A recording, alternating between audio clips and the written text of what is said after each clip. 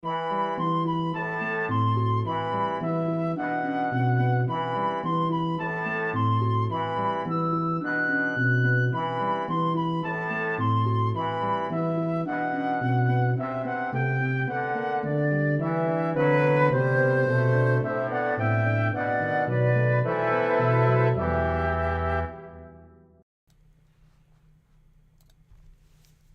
evening, everybody, and welcome back to Exploring the Lord of the Rings. This is session number 200 this evening, which is really quite something, actually. Here we are, and I love this. Gilgalady earlier today calculated on the strength of the data that we are given in the nature of Middle-earth that we have been we've been discussing the Lord of the Rings here for a full 5 days of the trees. So there you are. It's been a long time that we've been discussing the Lord of the Rings here. 5 whole days, if you can believe it. And anyway, 200 sessions is incredible. And can I just say, it is a wonderful honor. I consider it a wonderful honor. The unabated enthusiasm that you guys have shown for this. I certainly, if ever I have tried the patience of a group of people, you are they. And because I've been just in this complete state of self-indulgence for years now, as we have been, going through this text, because as I keep saying, like, I'm never going to get to do this again. So, I'm trying to leave everything on the table here. But of course, it's not a given. It's not hard for me to understand that I would enjoy sitting and discussing the Lord of the Rings at this pace for 200 sessions. But that all of you would be so good as to carry on showing up to discuss it with me, both those who show up to discuss it live and those who are watching and listening after the fact. It is a very great pleasure to have you guys along, and I am delighted that you guys have joined me. So thank you guys so much. And 200 episodes, and we're still in Rivendell. That's it. Yeah, I don't remember exactly that. In fact, I don't remember seeing this when Matt, when Evil Dr. Cannon was calculating our trajectory, which, as I recall, was last somewhere around 2035 that we're likely to finish. I don't remember that we actually calculated the number of sessions that we're projected to do. But anyway, it's it's true, Ray. A flat line can hardly be called a trajectory. Well, it's a sort of trajectory in its way. But anyway, yeah. So I couldn't remember that, Evil Dr. Cannon. But yeah, we'll have to see. I mean, it's got to be. After all, we're only on chapter 3 of book 2 here, right? So it's got to be towards 1,000, something like that. Yeah. Oh, Arcadian, I apologize. So the word guy is to me a completely gender neutral term. In fact, it's a completely, in my vocabulary, the word guy is a completely gender, what's the word? Agnostic term, actually. But anyway, yeah, something like 1440 episodes, 10 grosses of episodes, something like that. Glowenson, yeah, we'll see.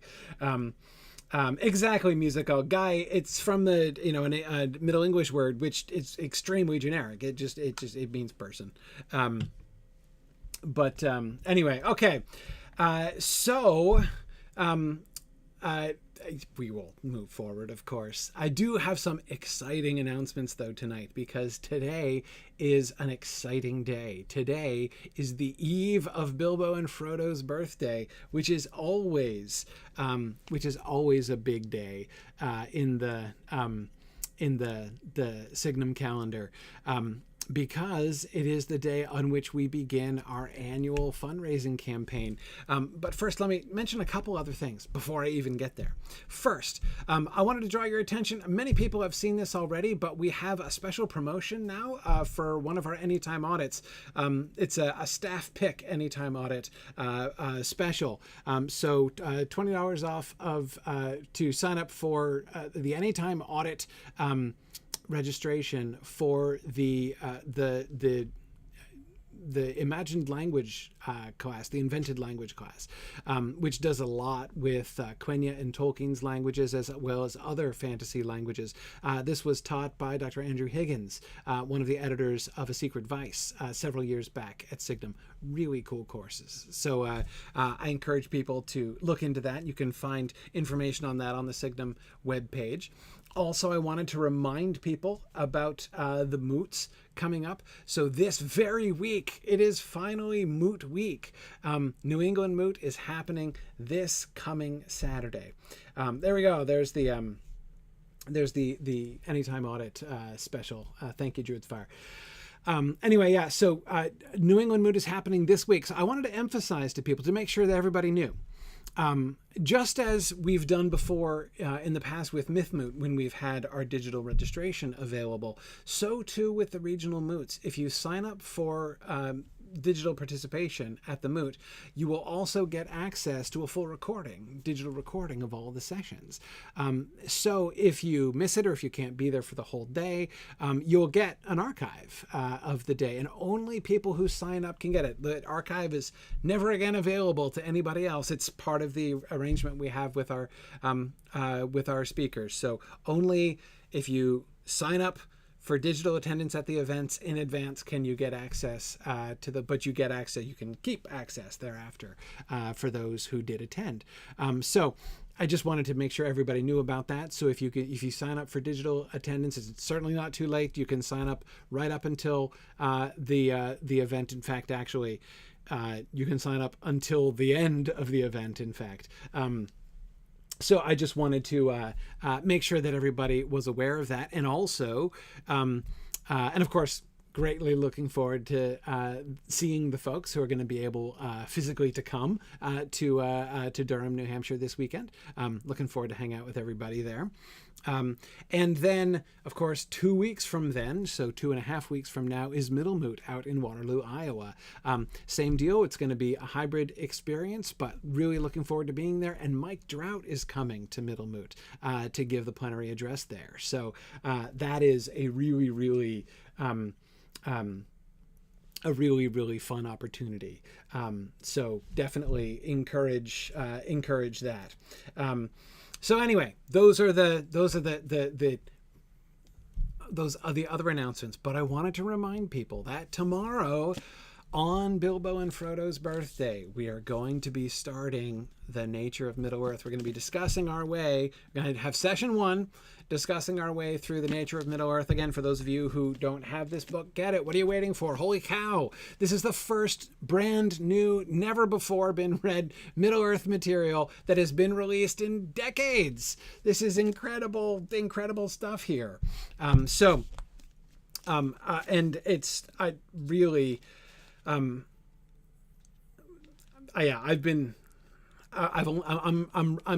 restraining myself. I'm not reading ahead. I'm going to read along with the class.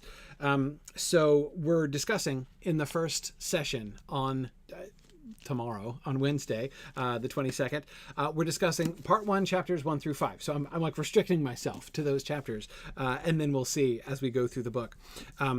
But even in the first 5 chapters, it has been like, I feel like I can already see more clearly than I've ever understood before the answer to the question, why didn't Tolkien ever finish revising the Silmarillion? We got some insight into that when we discussed Morgoth's Ring last year, but I actually understand the answer differently now.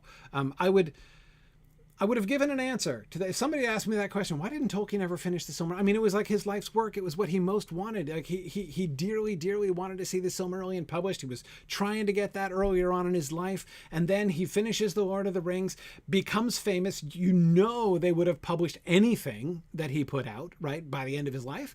Like by the time Tolkien was 70, he could have published anything he wanted to publish, right? He was so famous and his stuff was selling so well.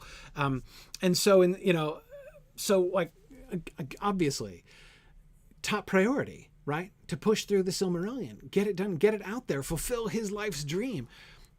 But it didn't happen, despite the fact that he had a couple decades to work on it. It didn't happen. Why? Why not?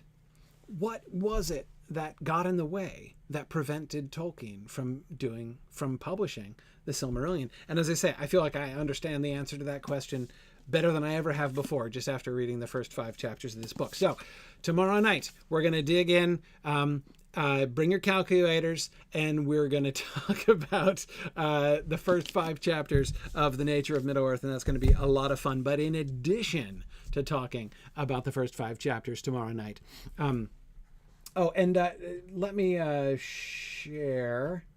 It won't go absolutely everywhere, that this is broadcasting all at once. But I can share on Discord, and I can share, I can share on Discord, and then Druid's Fire can help me with that. This is the registration link for the Nature of Middle-earth session. Okay, sorry. So I just want to make sure that everybody has that. But in addition, as I said, tomorrow is also the beginning of our fall fundraising campaign, and I have some really exciting things to tell you guys about.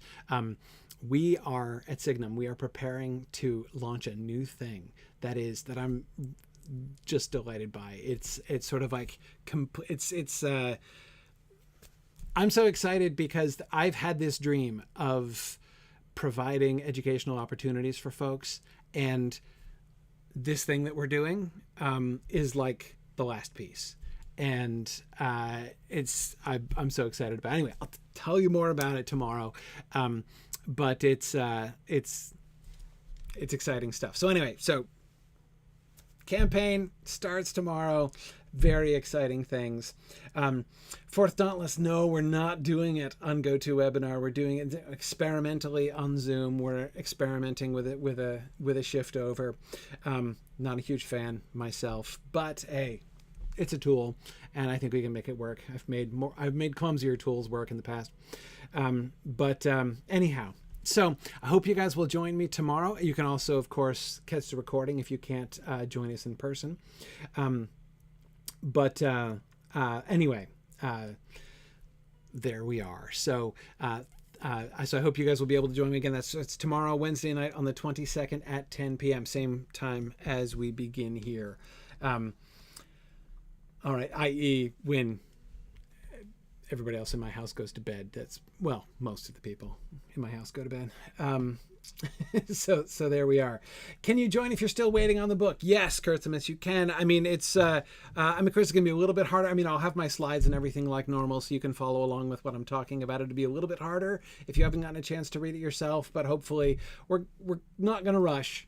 And we're not going to go at exploring the Lord of the Rings pace through this book, mind. I am planning to cover 5 whole chapters, even though they're short chapters, in the first session. And I don't doubt it's going to take 20-25 sessions at least to get through the book as a whole. But that means that even if the book hasn't come out yet in your country, and it won't come out until next month, you'll be able to catch up pretty quickly, I think. So there we are. Okay, with that is enough preamble. Let us jump back into the text here. So, last time we were looking at the map, and we were looking at where the scouts were going, and I was very pleased. I was really grateful for our discussion last time. I feel like I understand the purpose of the scouts and where they were going. After looking at the map together last time, I feel like I understand that much better. But let's now go and look at what the scouts learned when they went down there to the various different places they go. In no region had the messengers discovered any signs or tidings of the riders or any other servants of the enemy. Even from the eagles of the misty mountains they had learned no fresh news. Nothing had been seen or heard of Gollum, but the wild wolves were still gathering and were hunting again far up the great river. 3 of the black horses had been found at once drowned in the flooded ford. On the rocks of the rapids below it, searchers discovered the bodies of 5 more, and also a long black cloak, slashed and tattered. Of the black riders, no other trace was to be seen, and nowhere was their presence to be felt. It seemed that they had vanished from the north. Okay, so a couple things are here of interest to me. Yes, Nathan, we get some foreshadowing with the wolves, right? The wild wolves are gathering. Notice, Nathan, right, that the wild wolves are hunting again far up the great river, right? That is to say, so I've kept the map so that we could keep looking at it here.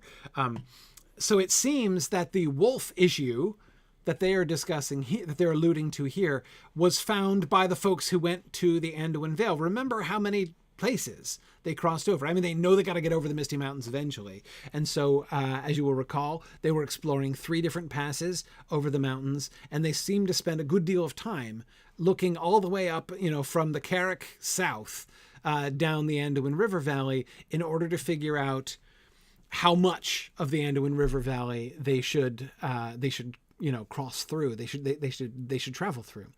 And so the wolf thing seems to be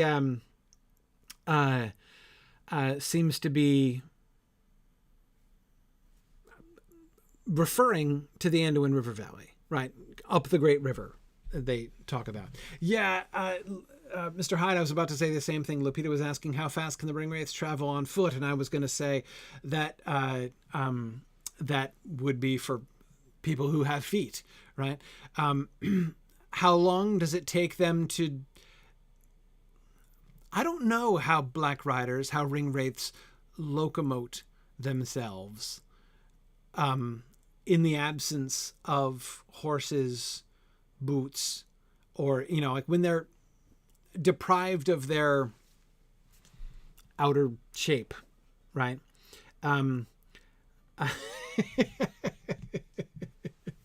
Nice, fourth dauntless. I agree, right, yes. The dead travel fast. Die Toten reiten schnell. As quotation from Dracula. Well, from something that one of the peasants in Dracula says in the early chapters, yes. So the speed of an unladen Nazgul is exactly the question, Almaria. And I gather it's fairly fast, as they... Do we know the date? Does it say when they get down there? Back to Mordor? Do we get any indirect evidence? From the Tale of Years, I mean. From the Tale of Years, do we get any indirect evidence as to when the Nazgul return to Mordor? I don't think we do. It'll be some time. I mean, the first time that we meet another Nazgul again in the narrative is the one that that Legolas shoots out of the sky at Sarngebir, but that's that doesn't, of course, there's no reason to think that they had like just arrived or anything like that. It could have been back there for a long time.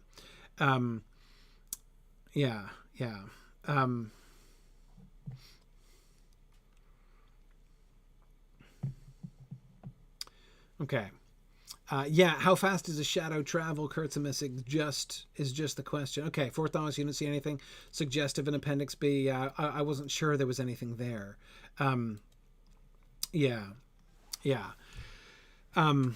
So, okay. Yes, we do see the Witch King on foot at the Battle of Pelennor Field. But that's after he's been cloaked again by then. So it's different.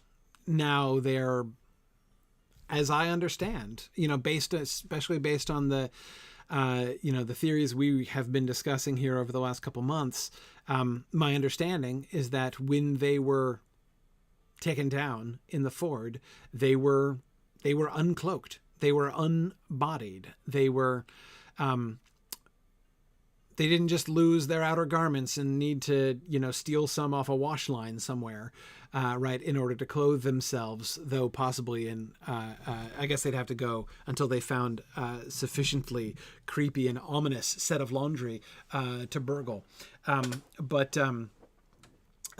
yeah, they returned to their spawn point, Ian McClear. That's exactly seems to be it. So they seem to have, like, I don't know, oozed.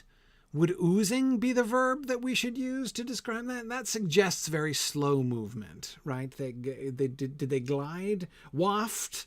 They might have wafted.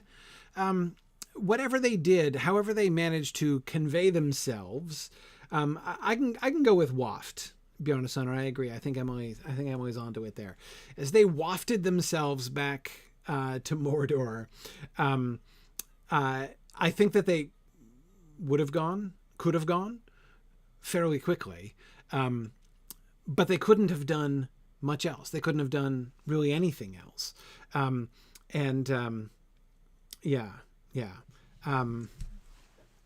So exactly. Apparently they do simply waft into Mordor, Bard. That's the way you do it, in fact. It turns out, at least when you don't have feet, boots, horses, or buttocks to rest upon them. So, as we've, of course, established quite clearly here in this past month. Okay, so, but where were we? Wolves. That's where we were. Wolves on the Anduin. But let's go back here. Okay. In no region had the messengers discovered any signs or tidings of the riders or other servants of the enemy. Okay, so the riders, we know that was their primary objective. Like, they wanted to make sure, were they in fact uncloaked and made less dangerous, as Gandalf had said, right? If they are having to waft their way down to Mordor, then they are not a threat, and they're not going to be a threat for some time, because they're going to have to go all the way back to Mordor, be recloaked, and then come back out. So the one thing that they won't have to, if they can be sure that all 9 of the Nazgul are taken care of in that way, then the one thing they can be sure of is that there will be no Nazgul on their trail, right, as they're heading south. So fine. Yes. Yeah, I agree, Fort Dauntless, about the wolves. We'll come back to that in a second. So okay, let's just remember the regions that we were talking about, right? The regions where they were searching was the Anduin River Valley from the Carrick down to Dol Guldur. Eladon and Elro here, we're fairly sure went at least to Lorien, and will have gone down the path that the Fellowship is indeed going to go on.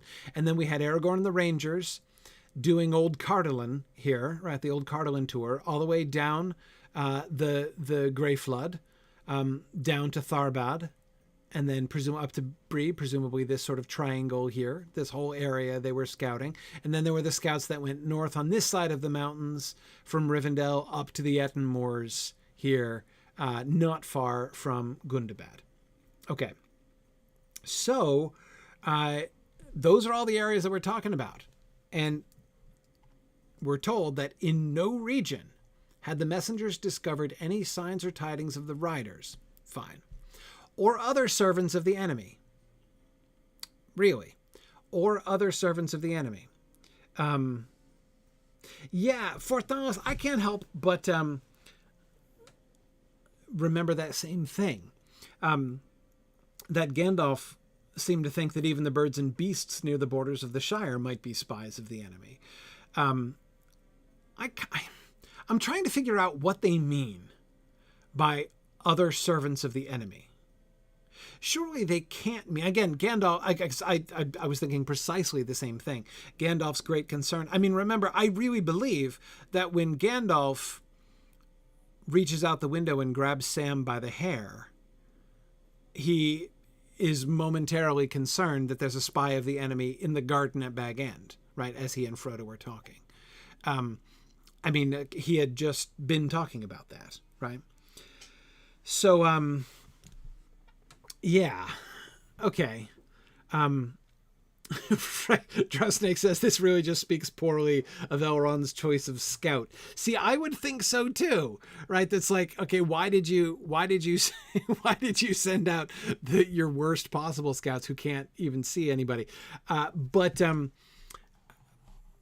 yeah, I think it's I don't think it's, that's why I think by servants of the enemy they must mean something more specific than like anybody who could possibly have any allegiance to Sauron at all, right? Anyone who could be a spy for Sauron. It is conceivable, Matt, that Gandalf's concerns about spies on the borders of the Shire turns out to be a need for concern about Saruman. That is, there were spies around the Shire, but they were not Sauron's spies, after all. They were Saruman's spies, it turns out, right? Gandalf made the understandable assumption, right, that having detected that there were spies encircling the Shire, it must be Sauron's work, right? But it turns out that that's not the case. Now, I can believe that. But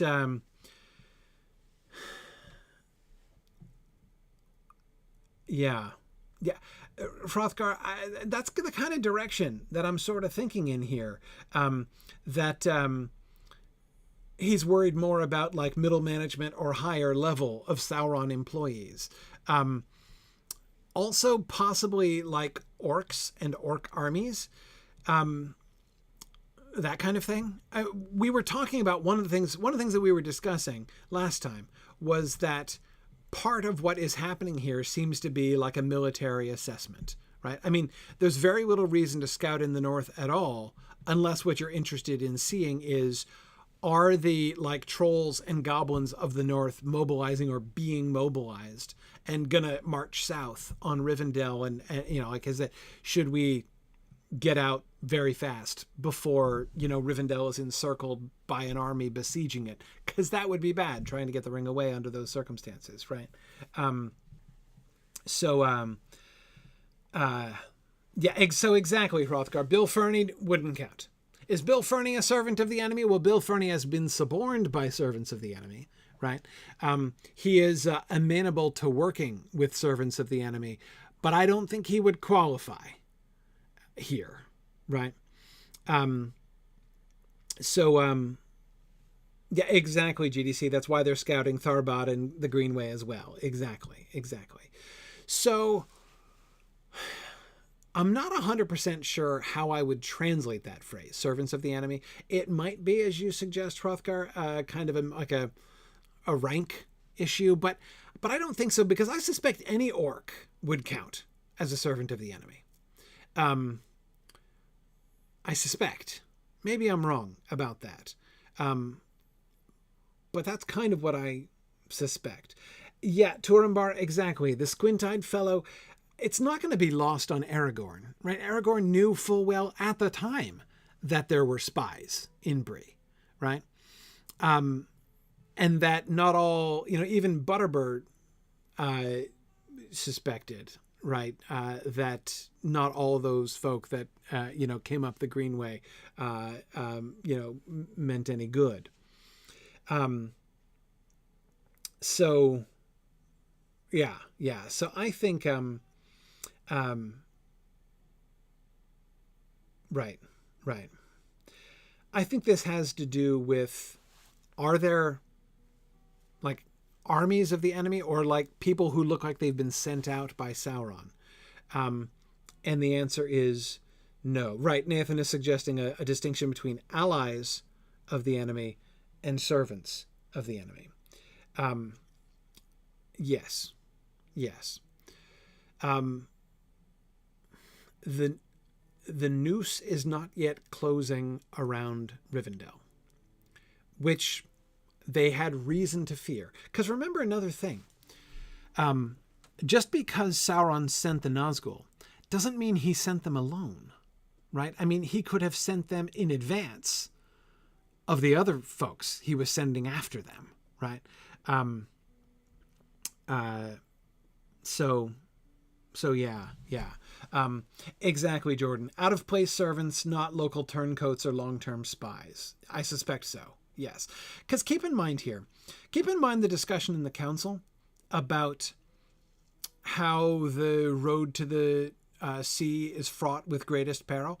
I mean, part of me wants to say at the end of that sentence, part of me wants to say like, so, road to the sea is pretty clear, right? I mean, no servants of the enemy anywhere around. And I mean, if you're headed to this, look at the head start you've got. So Sauron's servants are down here in Mordor, right? And you're up here in Rivendell.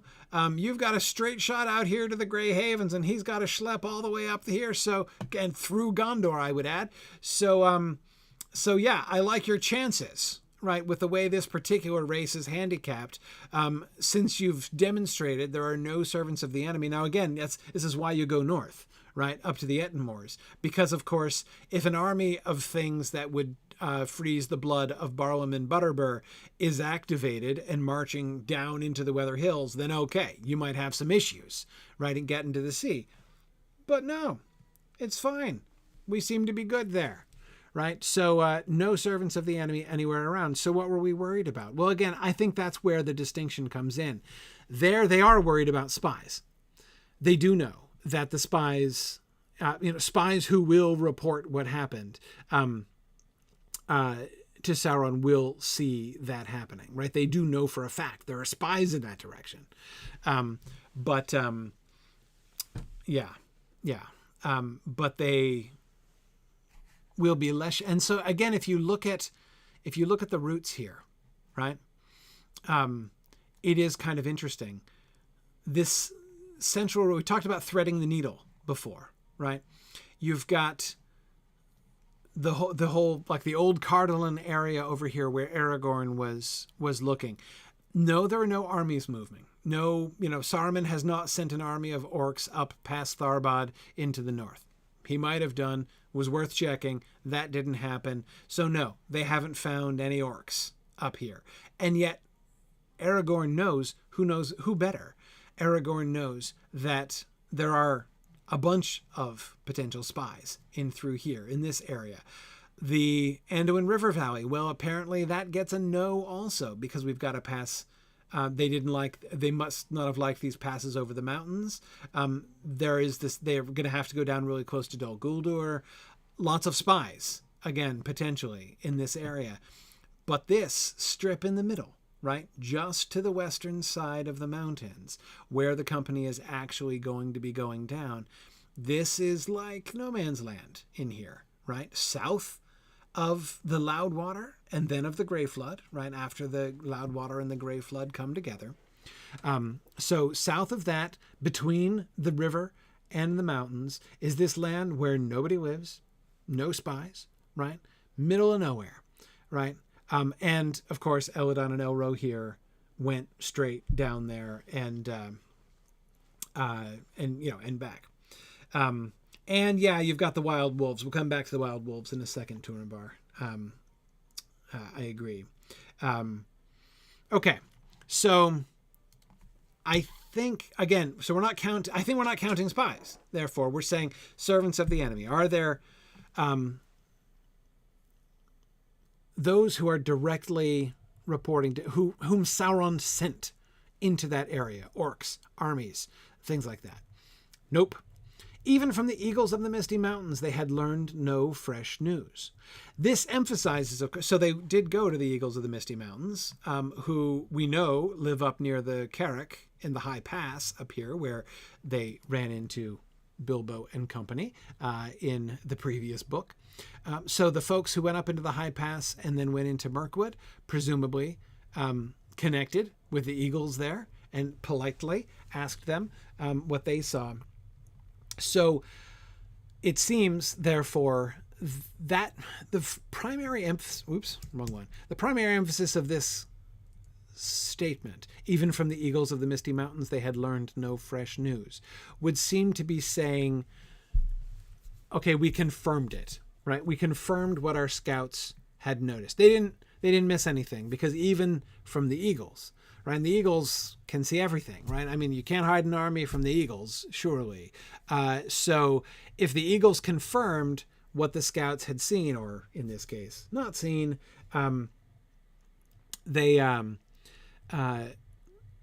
you could rely on the fact that the scouts were not in fact just incompetent. So we can cross off that theory. Yes. Okay. And yes, sorry, Mondo Man. Yes, I am taking questions from the chat. The primary discussion I'm having is with the folks on our Discord channel, which you can get a link to. It's on our mythgard.org page. So you can join us there. I can see the chat in YouTube as well. I have a lot of chat to watch, so I don't always see them immediately. That's all. Okay. And there it is, right? Thank you. All right. Discord Discord. Druid's Fire just hit the Discord button there on the Twitch chat, so that's good. Okay. So, nothing had been seen or heard of Gollum, but the wild wolves were still gathering and were hunting again far up the great river. Now, back to the wolves. This is where we get back to the wolves. So, I agree with what several of you were saying earlier on. These are the wild wolves, right? So this does not mean, for instance, I don't think anyone would probably call these wolves hounds of Sauron. Exactly. Probably not, right? Probably not hounds of Sauron, these. How do they differ from wargs?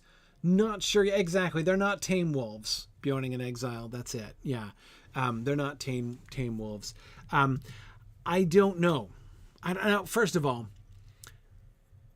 am I 100% sure that he is differentiating the wild wolves from the wargs who are servants of Sauron? No, I am not at all 100% sure of that. It seems quite possible, since they have just said they're no servants of the enemy. Oh, except for that huge bunch of wargs, right? But they don't count, for some reason. Anyway, it sounds like they are wild wolves, which is, of course, as you're suggesting, a Hobbit reference.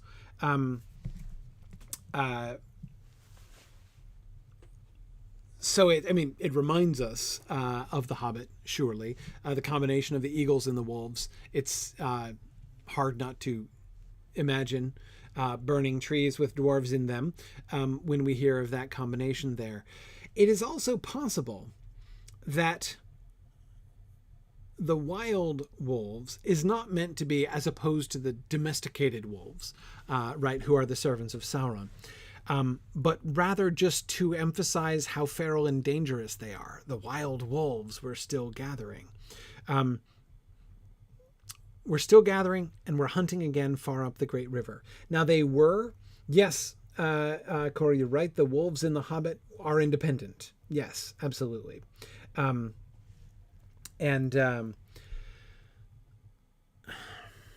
so are the goblins, right? So are the goblins in the Hobbit. That is, none of them are working for Sauron, right? They're not just working for the, they're not working for the enemy. Now, of course, we wouldn't expect that to be said in The Hobbit, right? Exactly. They're libertarian wolves. That's exactly it. Lupita, here, I think, is the important thing about that. To me, the word that jumps out most is not wild, but gathering. But the wild wolves were still gathering, and were hunting again far up the great river. The region might not have any sign of other servants of the enemy there, but the wolves are still gathering, which suggests, yet why still gathering? Because we know they've begun to gather. Remember, there was talk of the goblins and wolves of the Misty Mountains having returned to strength of numbers, right?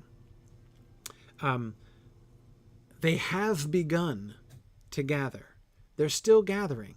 So they're not moving yet, right? There's nothing happening yet, exactly, right? There's no movement of armies over there, east of the Misty Mountains. But it's coming, right? The wolves are still gathering. They're not ready yet. They're not yet a threat. Or rather, the threat of them is not yet a present threat, right?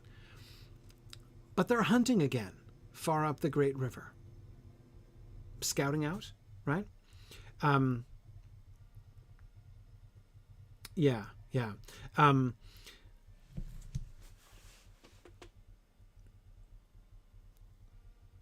You're right, Valori, that they have alliances with the goblins, but the wolves themselves are not actually united. Yeah. And you're right, Mad Violinist, that if we're talking about wild wolves, then gathering is something of an unnatural action. That's exactly why that word is the one that jumps out at me in that sentence. The idea that the wild wolves are growing in number and are hunting in the Great River Valley, that's, not great news, but it's not necessarily all that ominous, right? I mean, wolves are going to wolf, right? But gathering, and still gathering, suggests that this gathering has been ongoing for some time and still continues. There's a plan there. The plan has not yet come to fruition. Again, it's not a present danger, but it's coming. And again, notice that. I say notice. We haven't seen it yet, but what we will see from their route, the company decides emphatically against the Anduin River Valley, right? They're going to join the Anduin River Valley literally as far down as they can safely do it. They choose the southernmost of the three passes to cross. Obviously, the Gap of Rohan is right out, right? We don't even consider that one. But of the three passes, they consider the High Pass, the pass by the sources of the Gladden River, and the Redhorn Gate. We're going Redhorn Gate, right? We're going as far south as we can, and then down through Lorien, right? So Lorien will definitely, no wolf issues there, right? So we wouldn't have to worry about anything until we're already on the Great River south of Dol Guldur, right? We the whole wolf range, we're going all the way around the wolf range. So yeah, I do think that, yeah, exactly. They nope out the entire Upper Anduin. That's exactly right. So I don't know. I admit I find this a little bit hard to reconcile with that in no region had they discovered any other servants of the enemy. But I think that the gathering of the wolves is sufficient indirect evidence of the activity of the enemy, right? That they're like, okay, something is brewing up there. Let's not walk through the middle of that, right? Let's definitely go around that. Then we segue back to what happened to the riders. We've got the 3 horses found drowned in the flood, and then 5 more down below it. And by the way, I have to give some kudos to the Lord of the Rings Online. This is one of my very favorite quests. This was one of the I was already really impressed, just seeing the game world and playing it through. I have to admit, I was in love with Lotro from the first time I saw that they had in fact remembered to put beans on poles outside the windows in the backyard of Tom Bombadil's house. When I saw that there was a slashed cloak on the threshold of the house at Crick Hollow. But when I got in the epic quest line, as far as the Where Now the Horse and the Rider quest, when they seized on the fact that only 8 horses were found, and they make the player character one of the scouts that gets sent out from Rivendell. Elrond sends you out to go try to find what happened. Like, it looks like one rider might be missing, right? So what happened to it? I thought I just loved that. Absolutely love that. It's just really, really typical of the Lord of the Rings Online developers' close reading and thoughtful approach to the text. So that was really, it ended up being a really long quest chain too, tracking down that horse. You finally do find it dead, but it takes a while. But anyway, and yes, Where Now the Horse and the Rider, one of my probably top 3 favorite quest names in the whole game too. Anyway, but with that said, notice the things that they find the dead horses. Of course, only 8 of them, but something else could have happened to dead horse number 9. And the cloak, long black cloak, slashed and tattered. Of the Black Riders, no other trace was to be seen, and nowhere was their presence to be felt. I wonder, Lupita, if it was the Witch King's horse that survived the longest, perhaps. Or is it that the last horse didn't survive the longest, but was like destroyed the most, if you see what I mean, right? That it got washed way further downstream than the rest of them, and so that's why they didn't come across it.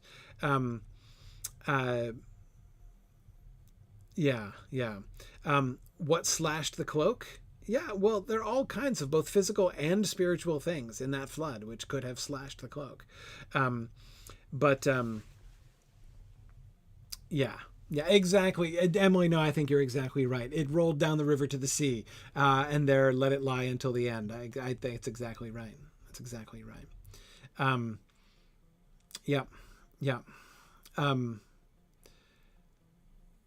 Exactly. It rolled down the river to the sea. That's my favorite answer. Emily, from now on, if ever anybody asks me the question, what happened to the 9th horse of the ring wraiths at the fort of Bruin? And I am going to say it was rolled down the river to the sea, and there let it lie till the end. Yeah, absolutely.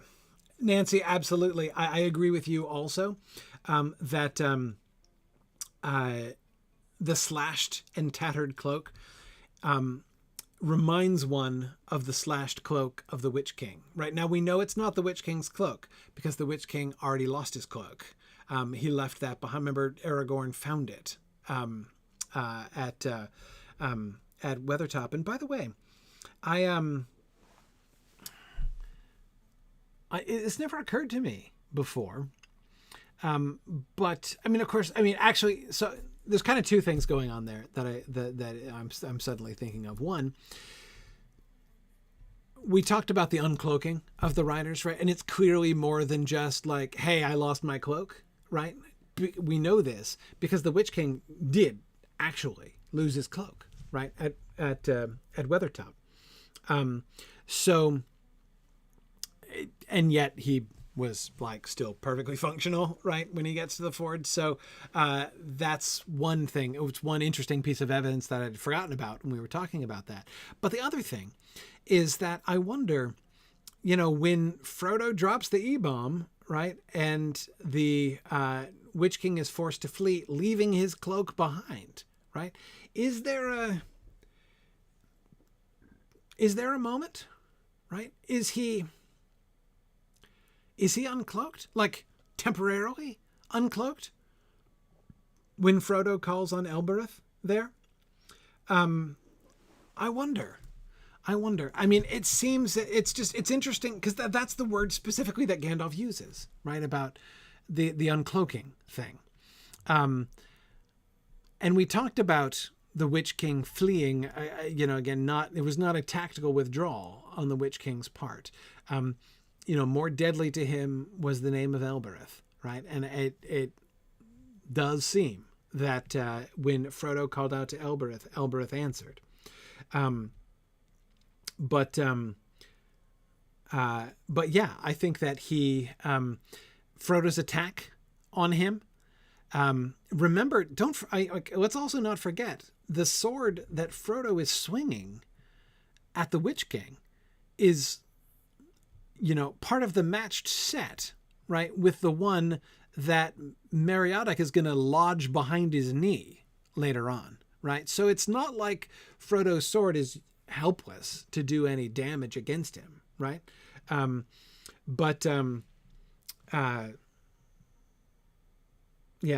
Yeah, exactly. JJ's just giving us the quotation there. Exactly. More deadly to him was the name of Elbereth. Exactly. So yeah, Frodo did miss. Frodo did miss him. Absolutely. Frodo missed him. I mean, that's what Aragorn suggests there. But anyway, I think it's interesting. Like, why does he leave his cloak behind? And I never even asked that question. Like, why did he leave the cloak? I mean, Frodo slashed it, but I don't think he's so fashion conscious that he's like, oh, great, it's got a bloody great rip right above the hem, right? I can't wear this thing anymore, right? I'm gonna throw it down on the ground in disgust and walk away. Like, I don't see that, right? I don't see that. I think that he's.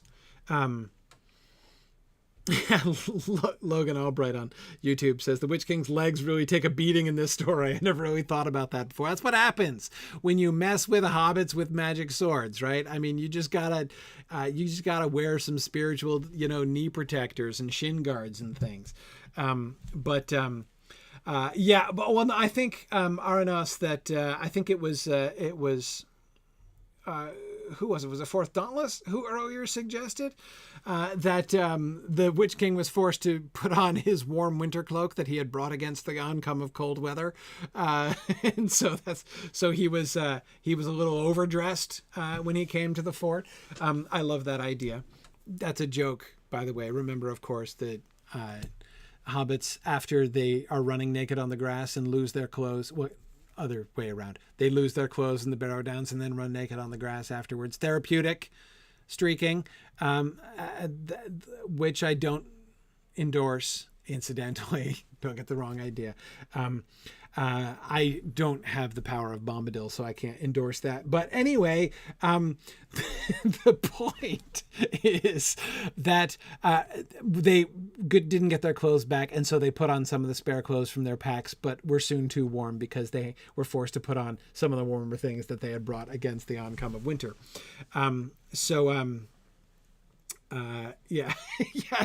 No, Ray, we're not doing that for the reenactment. No, that's not. We're not going to reenact the nude streaking for sure. But anyway, the point is, we want to be invited back next year. Exactly. Yeah. Okay.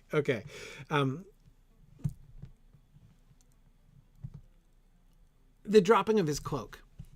In retrospect, it seems to me even more, it seems to be given an additional significance by we don't know at the time anything. I mean, we know very little of it, but we don't even know that they're ring wraiths yet, right? Even though Aragorn is dropping ominous hints and telling us that he can't drop less ominous hints lest we get too terrified. Just like Gildor said as well. But anyway, so yeah, okay. But anyway, as I was saying, in retrospect, his physical uncloaking, right? The fact that he loses his cloak in his encounter with Frodo feels at the very least like foreshadowing. And at most, like a foretaste of it for him. And it makes me wonder, physically speaking, yes, it is almost like the E-bomb knocked him backwards out of his clothes, Fourth Dauntless. And here's my immediate question. Darn it, I am wanting to go back and reenact Weathertop again. Because I hadn't thought of this element. Because here's the thing. Frodo slashes at the Witch King's cloak and connects with his sword, right? He actually cuts a slash in the cloak. And he's calling on Elbereth at the same time. Now, what does the Witch King do? Does he leave? I mean, does he disrobe?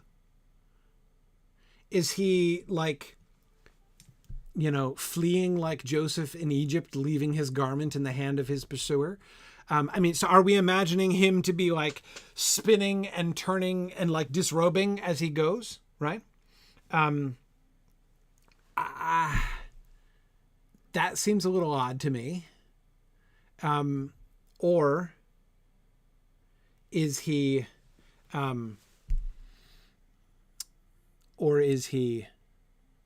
see, I don't think necessarily for Thoughtless that the Witch King has to have been running away at the time of the sword cut. I don't think so. It's possible, of course. But I mean, if he's got the cloak around him, right, there's going to be some hem in the front. And if Frodo is slashing at him, so he's not stabbing, he's swinging his sword, right? So I can easily imagine how if you're swinging your sword from the side, you could slash the hem of the cloak of someone who's facing you, right? It wouldn't have to be from behind. Yeah. Hey, everybody's teasing me about going back to Weathertop. Dude, that's a really important, by the way, dude, also yet another gender agnostic term in my vocabulary. Anyway, dude, that's a really important scene, right? I mean, it's a pivotal scene. Weathertop, the ford, the Barrow Downs less so, but like, the attack on Weathertop and the ford, there's not been, and we're going to be coming back also, I'm sure, to like the moment of Frodo's decision to take the ring. That's probably going to be another one that's really important. Anyway, yeah. But I agree, Evil Dr. Cannon. The slash wouldn't likely take the whole cloak off. So he could have thrown it off while running away, but there's another option. What if it went through him? What if he lost his cloak because he was, for the moment at least, uncloaked? What if he is, in a sense, as For Thoughtless was suggesting, knocked backwards, right? Yeah, disembodied for a second. Yes. What if that was we don't know exactly what happened when Frodo drops the E-bomb. All we know is that immediately after that, the Witch King is out of there.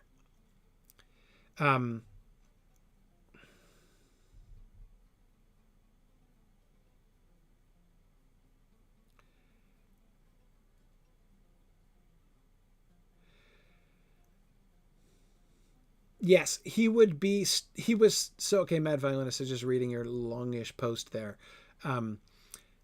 Yes, he would have to be disembodied after he stabbed Frodo. But he's stabbing Frodo at the same time Frodo is slashing him. Remember that Aragorn says, and as we demonstrated in our reenactment of Weathertop, he's stabbing Frodo, I am very convinced now, in the back of the shoulder, as Frodo is diving forward. And as Aragorn says, like, and Gandalf, like, he missed you, like he did not stab you right in the heart. He was doing the stabbing, right? The stabbing was in process, right? But he couldn't do it because Frodo was not where he expected him to be. And he ends up just getting him in the shoulder instead. Right. Yeah. So it is interesting, isn't it? That at that moment, the thing he was holding in his hand and the thing he was wearing on his semi-corporeal back both end up on the ground at Frodo's feet right after Frodo drops the E-bomb. Right. except he didn't leave his boots. Or at least Aragorn didn't mention them. The boots are a weak spot in this theory, isn't it? Unless he didn't have boots. Yes, Lady Lakata, I love that idea. Like a pair of smoking boots sitting there. Yes. And his underpants. Yeah, no, that opens up a level of speculation I'm really not willing to pursue, I think, Evil Dr. Cannon. Yeah. Exactly, so Queskin. It scared him so badly it knocked his boots on. That's exactly it. That's exactly it. Yeah.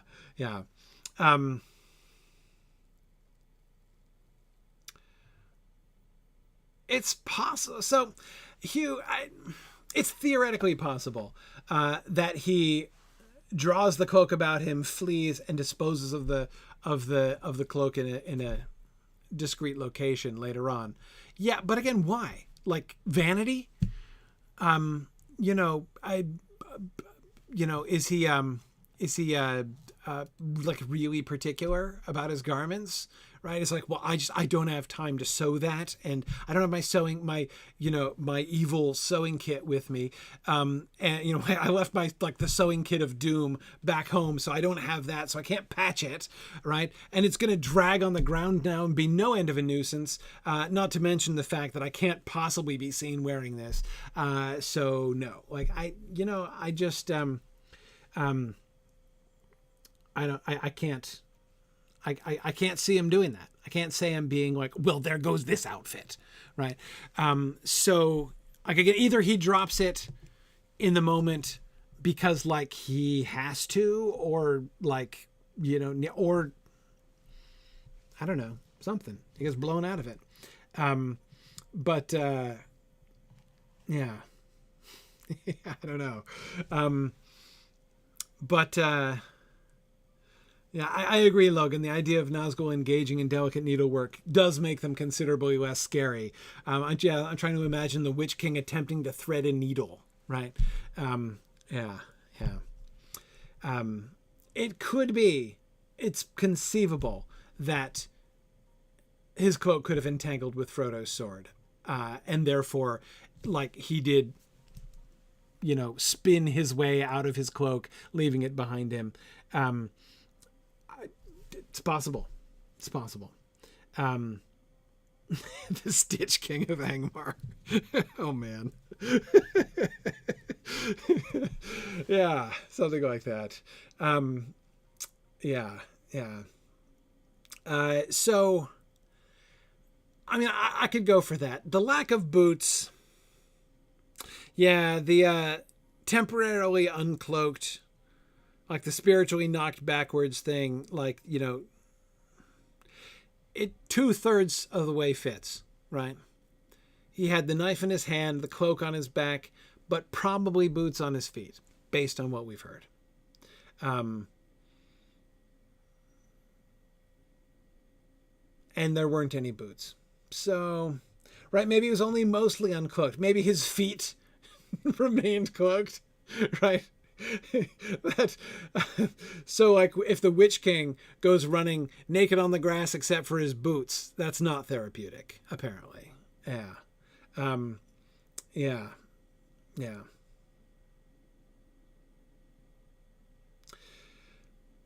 Right. Yeah, no. I don't mean for him to be, I don't mean to suggest he was fully uncloaked there. Yeah, not like in a now he has to waft back to Sauron kind of way.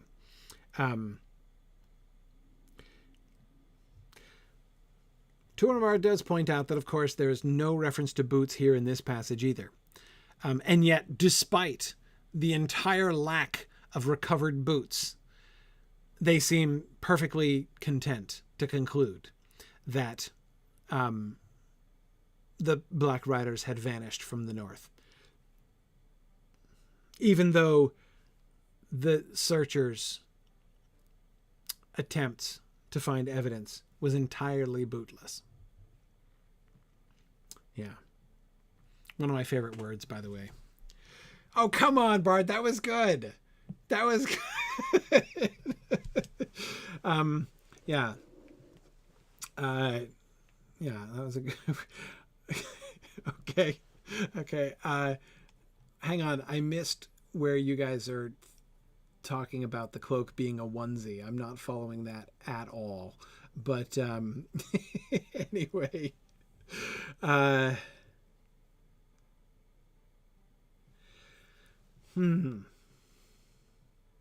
Maybe they really are spiritual boots. Maybe the cloaks are the only truly physical artifacts and the rest of the garb is sorcery. Oh, the boots are attached to the cloak. I see. Yeah. Yeah. The boots do leave prints. Yes. The boots leave prints in the mud by the down by the campground, right? Many booted feet, which are probably ring wraiths. At least makes the hobbits think of the booted feet of the booted feet, not the bootied feet. Musical, the booted feet of the riders. Yeah. Right.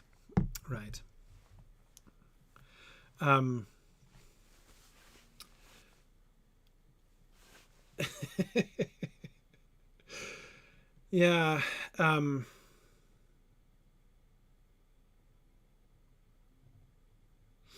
I don't know. Poor Johannes over in Europe, where it's very early in the morning. It was saying I nodded off for a second, and why are we back on Weathertop now? Because Johannes, in spirit, we never leave Weathertop, really.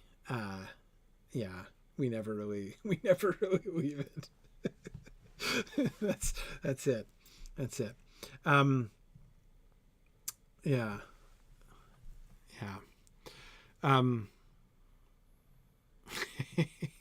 Okay.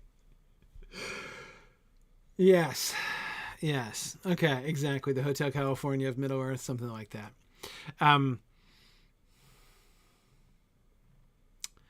Okay. I think I'm done talking about boots. Anyway, just a little speculation. Just thinking, just the long slashed cloak. The slashed cloak, all of a sudden, I'm at Weathertop again. I can't help it. No other trace was to be found. Bootless search. And nowhere was their presence to be felt.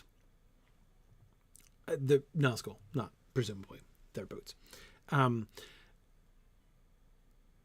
That seems to me the most important thing. And I wonder whom they sent on that particular one.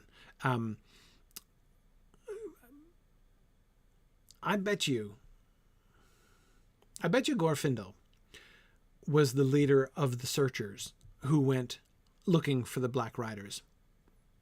Looking directly for traces of the Black Riders. Yeah. I think, which was one reason why they're so confident that nowhere's their trace to be felt. Team Tralalalali, right? Yeah, something like that. Yeah, exactly. Yeah, Durnbar says you don't send Glorfindel to find Black Riders. They're sure not to be where he is. Right.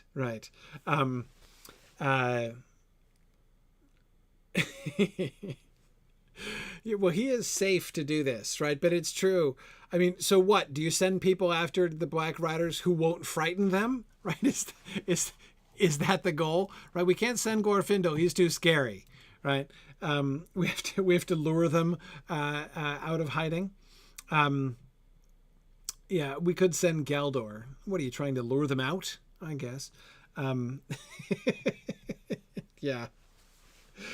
Oh dear. Yes. Yeah. But there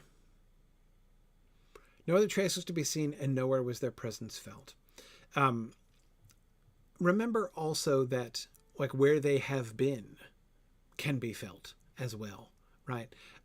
Remember Gandalf's testimony about how he could like tell that the Black Riders had come through. After he met with Radagast and was headed south, he could tell that the Black Riders had come through. There was evidence of their passing. Now, presumably, they have passed south. But there's no sense of their presence here. Here's a question I never asked myself before. By what route do you think they waft? Whither wafteth the wraiths? Right? So here we are, the Ford of Bruinen, and then whoosh, right? They get uncloaked. Cross as few rivers as possible. Agreed. So, that's tough. They could maybe go a direct line. They could probably... I don't think they'd be that hindered by geography. I mean, they've got to cross the Anduin anyway before they get back to Mordor. I mean, as Christopher Tolkien was pointing out, I believe it was in the notes on the Hunt for the Ring in Unfinished Tales.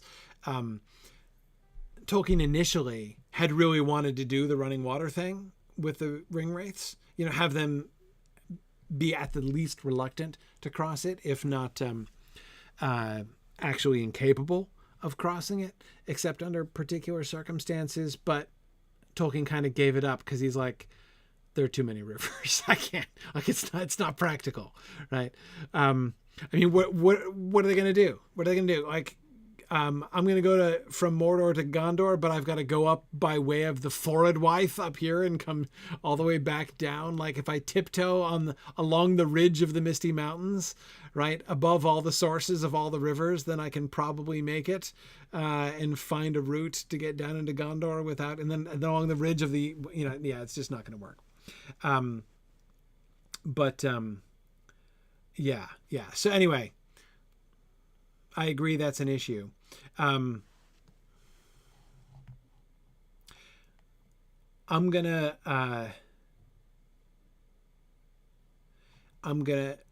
go ahead and say I don't think they just went south. I would think they would go east as quick as possible, because the further east they go, the quicker they're into wraith-friendly terrain, right? Such as southern Mirkwood, followed by the Brownlands, followed by Dagorlad, followed by Mordor, right? I mean, that's that this whole corridor over here is fairly wraith-friendly, right?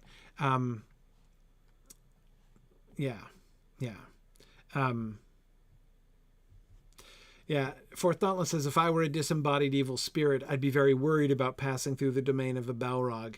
I think they would have crossed the mountains ASAP. I really do. And then would have been heading south over Ravanian. And there are fewer rivers over there. If they headed straight east, they've just got to cross the Anduin once, which they have to do sooner or later anyway, right? And then they could head down pretty much river free, right? So yeah, I do think that for a wafting wraith, the mountains are less trouble than the rivers, for sure. Yeah, I agree with you, Lady Lakata. Yep. Okay.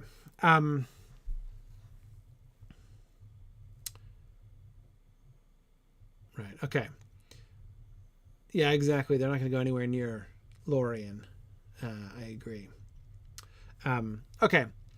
Now we don't know for sure where they went, but that's what I got to think, that they headed over the mountains fairly quickly. Okay. All right. I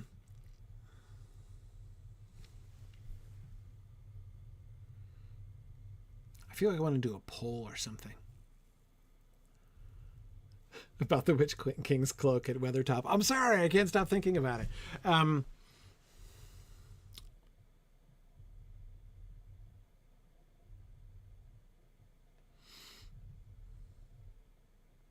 I just love the idea of him getting knocked back out of his cloak. We might have to do a reenactment. Yeah, we just might. Maybe we'll do a reenactment at Middlemoot. Though we're not in Kansas City this year. But, yeah. Anyway. Okay. All right.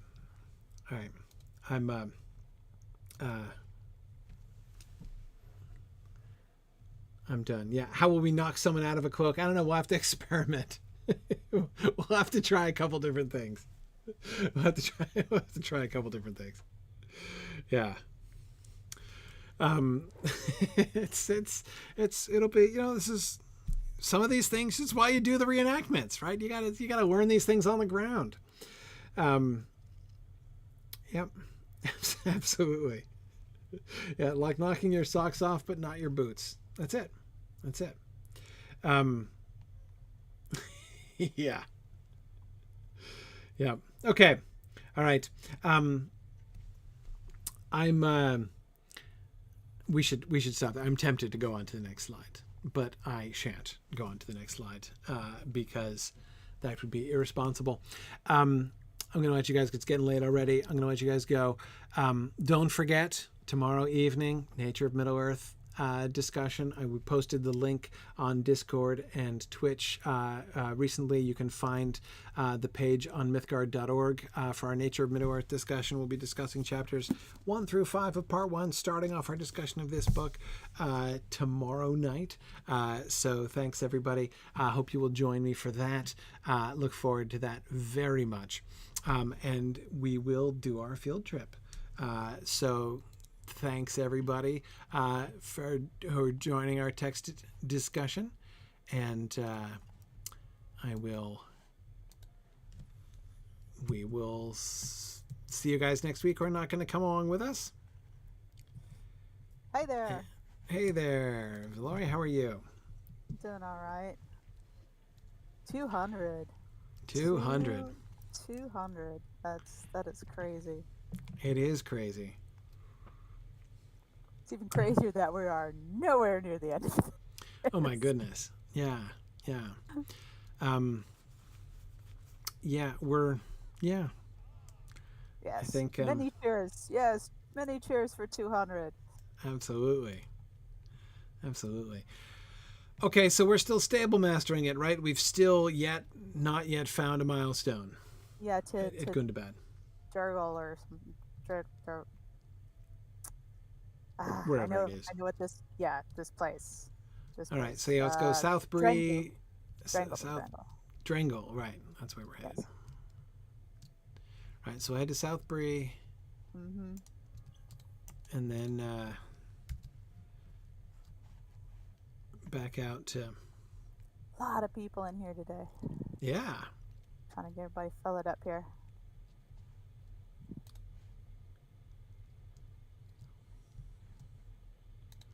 All right.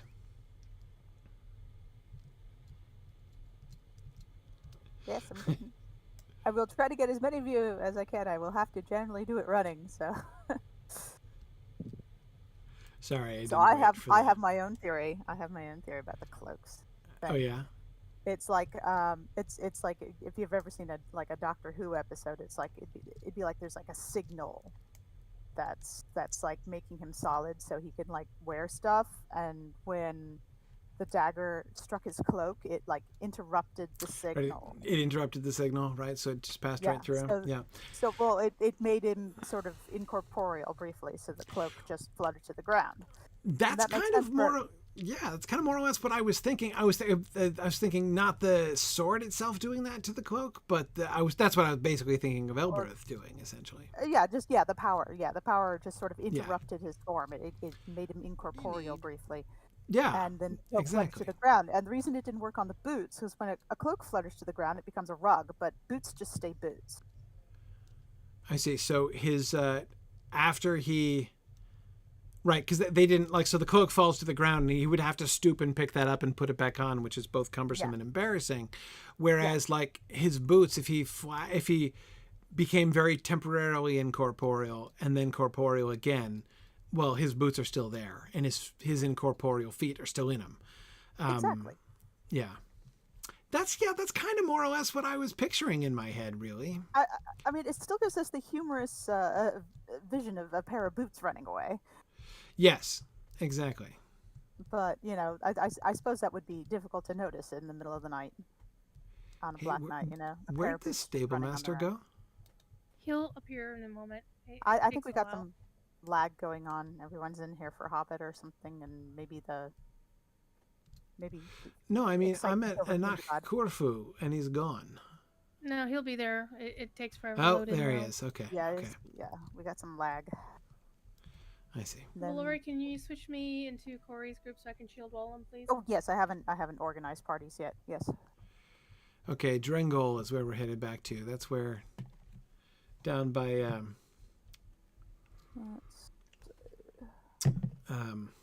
the vast and trunkless legs of stone are standing. Yes, I believe so.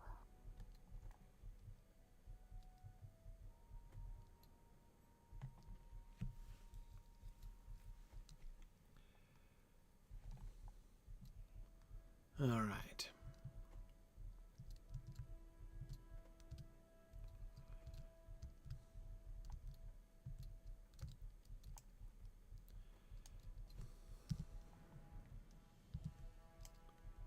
I am sad that the phrase "spiritual butts" didn't come up again this week.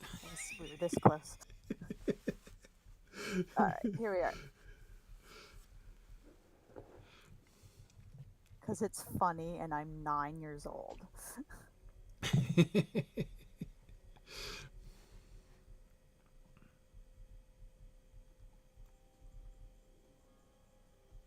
Let's see. Jordan's wondering, do the cloaks have solid heads or empty holes that sit on top of heads? Ooh. Or pointed sticks. I think. Well, they've got hoods. I think they're hooded cloaks. Mm-hmm. But like hooded cloaks with no faces underneath. Yeah. That's what yeah. Basically, sort of dress shop mannequins. Yeah. But the hood's closed in the front. Yeah, I'm not sure if that would be more or less ominous. Yeah. Okay, RWeb31. We are at where I almost said Gondaman again. What's wrong with me? Gundabad. Gundabad. Elderslades. Yeah, Gundabad. Yeah.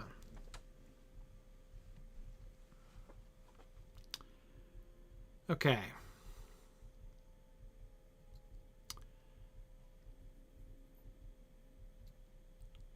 I had this feeling like at the end of last week, I had a definite objective in mind. Was it just to get up closer to the gates? I think so. Because yeah, we were trying to figure out whether those spires. What kind of? Yeah, where it was under construction, I believe. Yeah. All right. Get up and personal. Okay, yeah, well, we're going to check out the scaffolding and... There's the dragons around here. That seems inconvenient. Are they... dragons? I mean, it seems strange to think of, like, dragons as in the newcomers, right? Hang on a second. I want to get a glimpse of the... This looks like a really good place to view the the bridge here. Oh, yeah. Yeah, the arches there, the bottom arches, those. See, that's very Longbeardian, isn't it? We saw. Oh yeah. Whacked very. Arches like that, which of course are like three peaked arches, right? Yeah, I like it's definitely a mountain profile on there. It's very cute. Yeah. Which I wasn't thinking of when we saw this before, but notice how that it's not straight either. Like it captures the actual profile of which we can't see the mountains from here, but because I mean, like, notice it's not just arches that zigzag, right? We saw that before up in Ered Luin, arches like that. But these are actually like rounded and contoured so as presumably to fit the actual profile shape of the mountains themselves. Yeah, I think so. Yeah. Which is kind of fun. Did they make them symmetrical? I know we're looking at it from an angle. It looks like they made it symmetrical though. They did. It does look like it. Notice how the top of the arches are flat, right? They're straight, straight and 90 degrees ish, but the bottoms are not, because again, the bottoms are making the contour of the mountains. Yeah, it's a rare sort of a far cry from the usual efficiency we see in Dwarven architecture. You get the feeling they sacrifice some sort of functionality.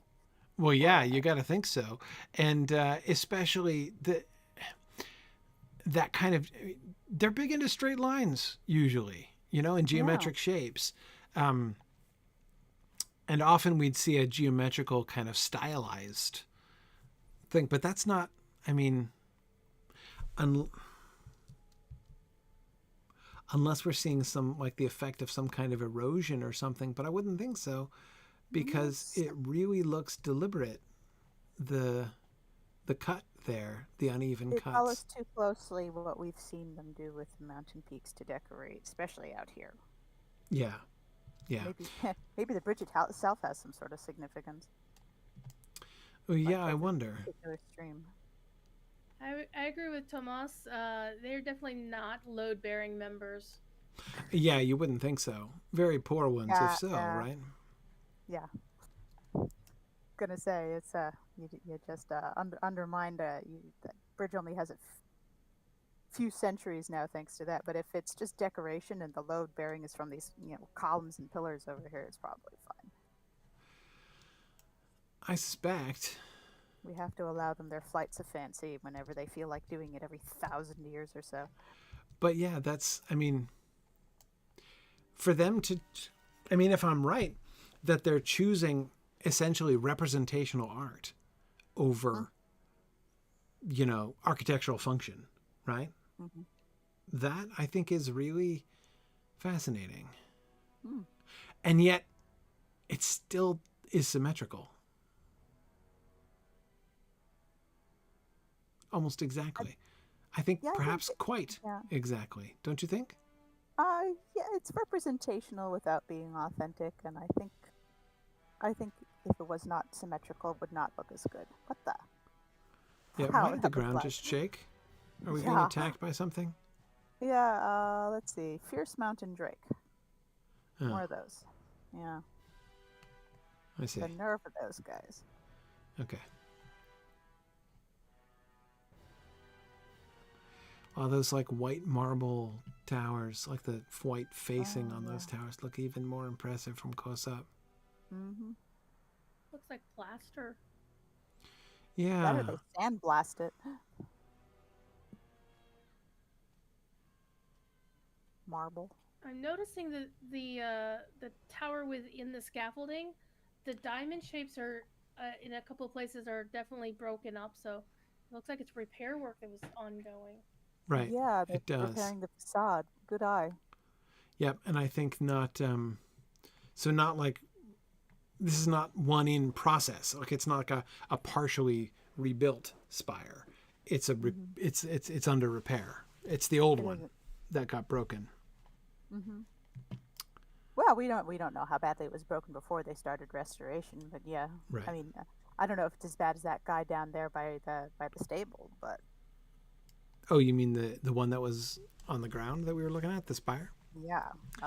And I still wonder what on earth that was. Like, what exactly, how a spire got rolled all the way down to there. Yeah, I would have had to take off like a rocket to get over there. Yeah, I don't get it. Okay. Huh. All right, let's see. I guess we crossed the bridge where everybody was going across before I went off to look at the architecturally questionable Ooh. buttressing structures under the bridge. Really good They're marble bad. on these. It's beautiful. Yeah. Yeah, see, this is definitely marble. Oh yeah, you can see the little flecks of gold in it. Yeah. Look And how quartz and all that. look how clean these lines are. Yeah, I mean, this is this was not made by Snorri the Lazy prankster. yeah. And interestingly, the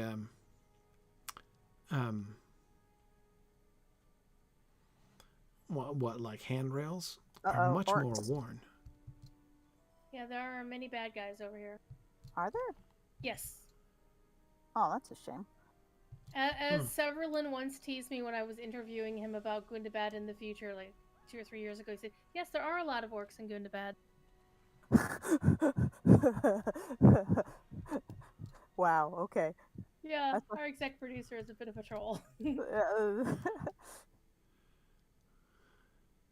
They have a cave troll.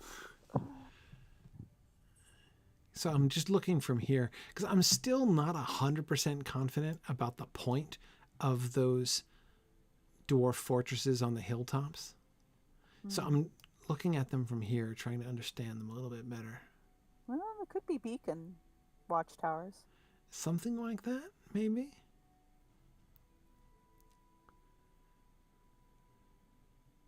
But they're so big. They're definitely housing something very big with a lot of people in. Yeah, and built built on purpose. Now I agree, JJ, that those seem to be too close together to be beacons. Because we got the 3. There's the one right across the river where we found that milestone, that last stable They're master. all by the cliff faces, though. They're all overlooking. Yes, especially that very tall one is, that highest one is overlooking the cliff.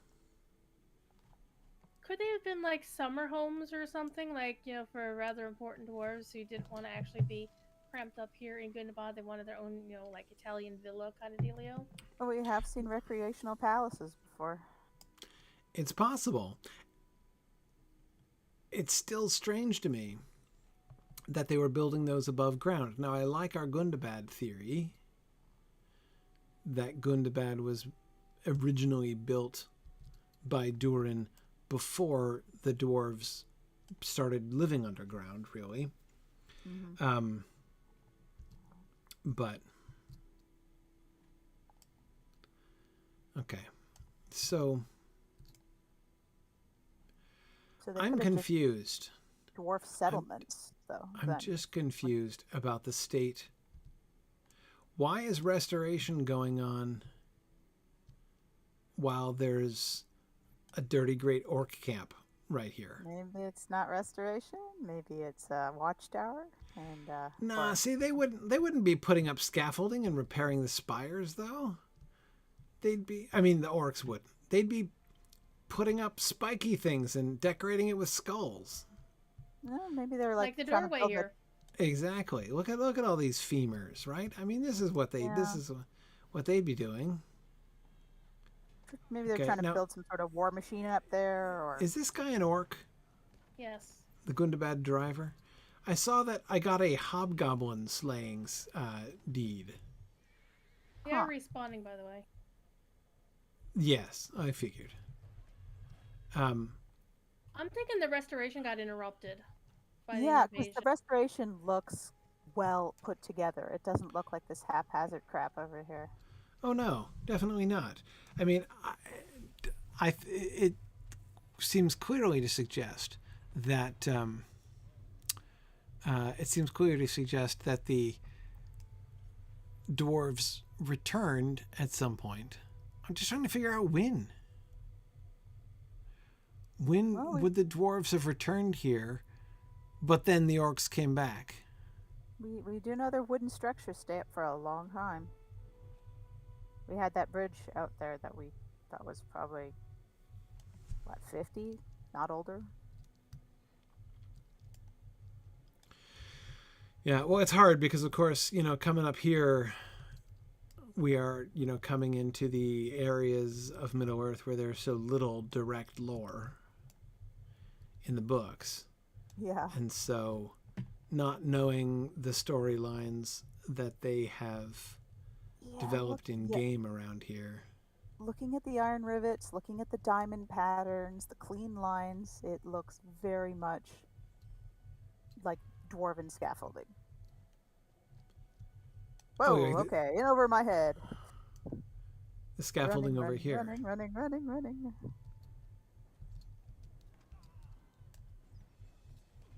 Yeah, look, there's decorative diamonds. Look, except it's not an even diamond. It's like a decorative kite shape. Yeah, I saw that too. Weird.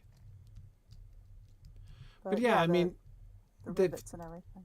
Yeah, they're not going to be. I mean, no orc is going to be like, oh yes, let us. By all means, we must certainly maintain the diamond motif when we erect the scaffolding. Like, come on. No, but they climb up there and steal bits off it. They're going to be like this. They're going to be like, how many femurs can we attach to one crosspiece? See, this is too many. I feel like we're getting tacky here. Right. I mean, this here, you can see there's a piece of scaffolding with the diamond rivets on it, right, to match the diamond motif.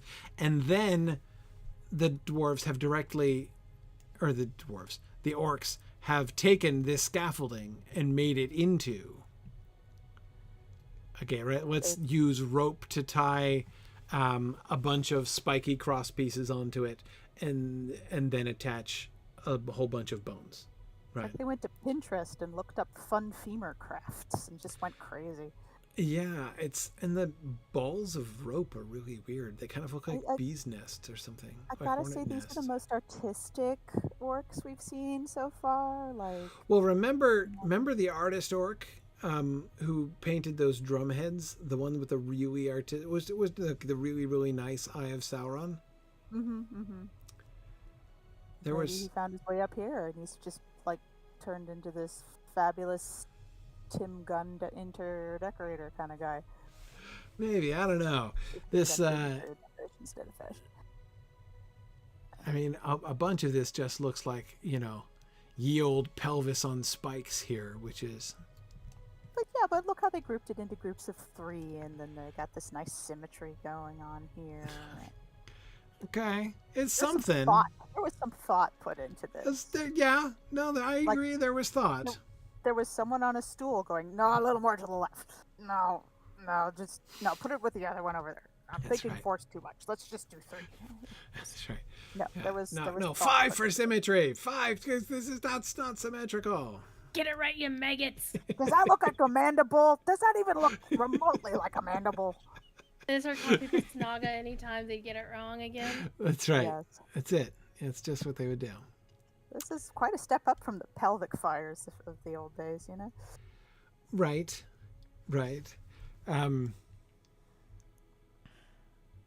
It's true, JJ. They make no beautiful things. Right.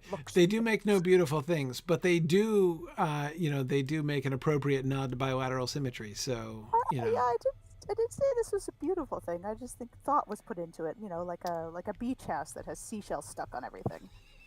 Right.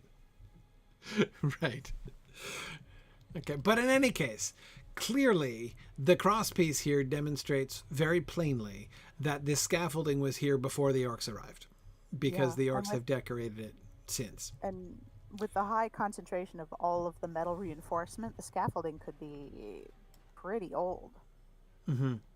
Yes. Agreed. This is no rickety fly-by-night scaffolding here. Dwarves don't make fly-by-night anyway. It's true. Right. I'm trying to imagine. This fabulous a lintel piece over here is probably going to last a week, and then a bad storm's going to knock it all over. Hey, why is there a mammoth standing over there? He's parked. Oh, that's like the mammoth parking lot? Yeah, that's the mammoth parking. They're expanding. Okay. Is that like a slow ride to Foracal, or? Wouldn't that be cool? No, he's just a frost tusk. What does that even mean? He's just a mob? It just says frost tusk. It says, big troll. Stoneheaver. I don't know if we can interact with it even. Does it do anything? Well, the troll I does. don't know. He's got a presumably. fire over him. He's on fire? No. Oh no. He had a fire over his. He does say, I still see the fire. Why is Yeah. there a ball of flame Maybe hovering it's a above quest the that frost we haven't tusk? unlocked it. Maybe we haven't unlocked it yet. Maybe we're too low level. There's a quest to free the frost tusks? Yep. I think Well- so. He's all fuzzy and cute looking. It is kind of fun. You notice there's looks like there's locks on it. And there's this post. I don't Yeah, see they did him make him chained extra to the cute, post. so I hope we get to help him. Yeah. Looks a lot nicer than a Moomock. Yeah. It's He's a more of new a model heffalump. too. He's more of a heffalump than an elephant. Right. Maybe Corey will realize his dream of getting an elephantish creature to ride. I That's a saddle. Maybe. Yeah. I just want to ride on a mammoth. mammoth. Is that so much to ask? I agree. He's psychologically tied to the post, Lady Wakata. I think that's clearly. Yeah. It's like learned helplessness. Yeah. Okay, but anyway, I was briefly distracted by the Oliphant, but I was trying to figure out what this was. So I'm going back 3 stages, right? Before the orcs did their ossiferous decorations, before the dwarves tried to reconstruct it, when it was still standing, in its full glory, what the heck was happening here? We've Definitely got looks like a this courtyard of some entrance. kind. Yeah. Okay, so this is the main entrance. The road leads here, across the bridge, Parking lot. and straight up. This is the main entrance. So this is a big Parking old lot, yeah. courtyard, parking lot. Just That's why you imagining park. a line of limousines running up through here and going around in a circle, disgorging Right. people in, going out. Yeah. Okay. What were these over here? Walls? It's hard to see. There was the little spires, Yeah. little mini spires. We get the. Look at the golden marble again on these gold veined marble on these It base is- it plates is. here, Beautiful. and then the Yeah, I get the feeling snowflakes like are on it'd the be bottom. a shallow wall, if anything, just a windscreen. I have a question. Is this courtyard parking lot area, is it newer? Is it a separate addendum to the main construction that's like the lighter colors? I'd have Well- to get a better look on the inside to know. We know so little about that white architecture. We'd have to maybe get a better look to see. Yeah, so but you'll notice that the lower city anyway, like that white stuff is all up at the top. Down Yeah. in the lower terraces down here, it's all this same stripy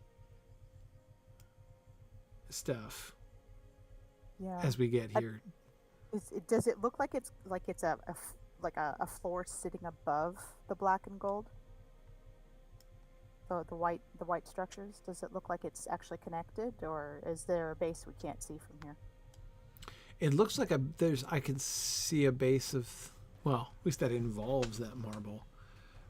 Hey, is that guy a hobgoblin? No, he's a good to bed captain. I want to see a hobgoblin. Those are the big dudes outside. Okay. I don't think I've ever seen a hobgoblin. Well, there's one right out here pathing around.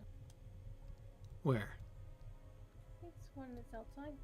Or no, it's a troll. Back towards the Really bridge? big troll. Yeah, I was gonna say. I think it's a big It's a troll. really big troll. Over there, yeah. There's That's a not troll. much difference of what they look like though. Okay.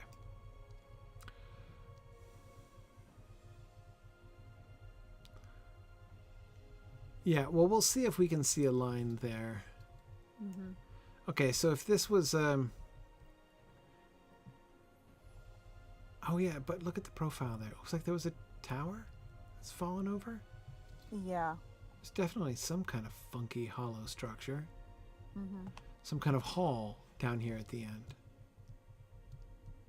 Oh, yeah. I see it. Yeah, it's like big rigatoni noodles. Gotcha. Yeah, exactly. Right. 2 of them. So I think this was some kind of hall. Maybe the old stables or something. Yeah. Conceivably. Right, and then down here, just modern orc camps. Oh, there's your hobgoblin right there. Where? The little purpley looking guy. Oh, really? This dude? So, isn't it? No, it says Orkine. He was a Gundabad driver. Yeah, all the And this Gundabad guy- guys kind of look all purpley. Yeah. Yeah. Having a hard time seeing him. And then, yeah, this is just another path up, I guess. It's not as pretty. I mean, the stone road's not as nice as the other one, is it? Right. I don't suppose this dwarf marker actually tells us anything, does it? No, We it's just- just a thing to collect. Right, we just find it and Yeah, collect just like the other ones. it. Okay.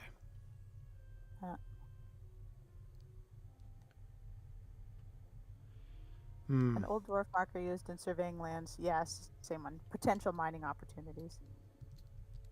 Whoa! What? Well, now we know where the other road goes down. Yeah. To little Angmarim city. Yeah. That's the bad part of town. That is. That is. Of course, good part of town's not looking so great right now. Yeah, the train tracks kind of run through here, right? And that's the wrong side. Right now, all of it's the wrong side of the track. That's true. There aren't any right side to these particular There's no tracks, and we're all on the wrong side of them. But is this new Angmarim construction or old Angmarim? Well, that's what I was wondering. It's a bit shiny. I mean, the slates on the roof seem pretty weathered. Yeah, I was gonna say if it's entirely old, tinted. if it's old, they retiled at least, you know, which you got to do when you move into an old place. Right.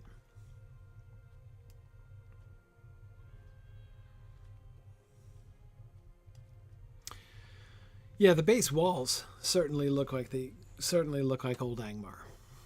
Mm-hmm. The black As and does white walls. And the purple iron. But then the tower looks very new Angmar up there. Yes, it does. I think we're seeing what we usually see in Angmar, which is a mix of old and new. Yes. Neo Angmarim? Like Neo-Gothic in the 19th century? Gothic restoration of medieval, maybe. Right. All right, well, let's take a little closer look. Ooh, it's getting late. Okay. Yeah. Okay. Hey there, Mr. Iron Crown Priest in your little priestly robes. It's like we never left Angmar. Yeah. I doubt we're going to see anybody in any of that Hillman garb. Snazzy little Star Wars looking doors over there. It's interesting, this... If you go over here to this arch to the left of the door, Uh-huh. there's this interesting decoration on the archways themselves. Oh. Like some tracery or writing Tentacles. for that. Oh, up like on the left there, yeah. Yeah. Oh, yeah, it's like some sort of thorny knotwork with letters. I see letters in there. Unless I'm just seeing stuff. The top Is is it like just... a flag? Yeah. Maybe. Like a pennant with like trailers coming off of it or something? Right, it looks almost like that. Or wing. I don't think any of it is actually writing. Maybe it's like like one of the fell creatures. Cthulhu rising from the waves. Well, I was thinking more of the sort of wyvern mounts. Right.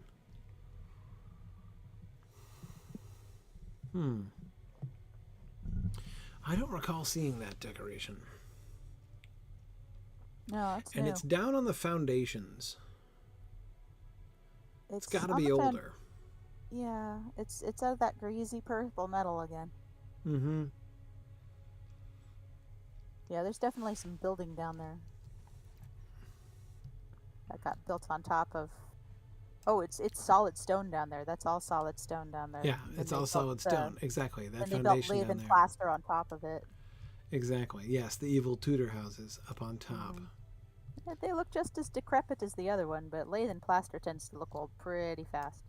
Yeah, exactly. Just like I wouldn't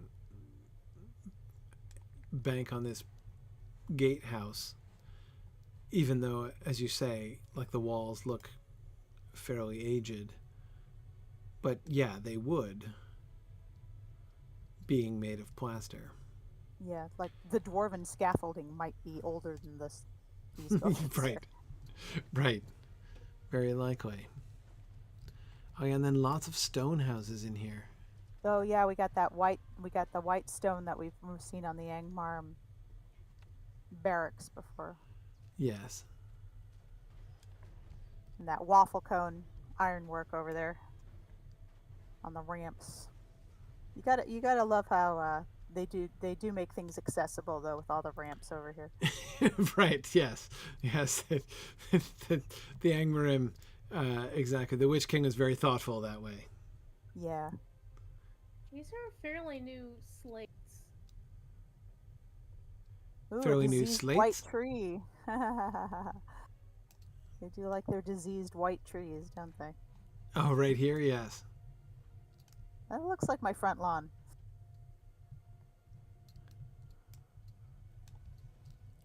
Well, winter is coming. It'll be dead soon. And people live in here. There's laundry up there. And, Evil laundry?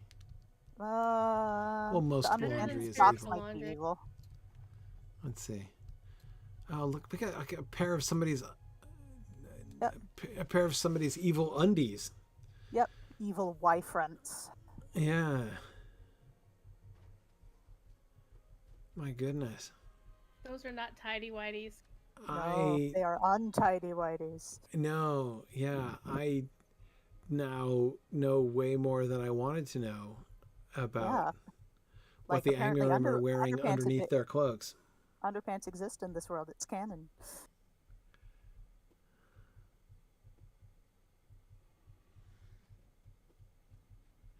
There's just something adorable about those pairs of socks, though. Yeah, I like the socks.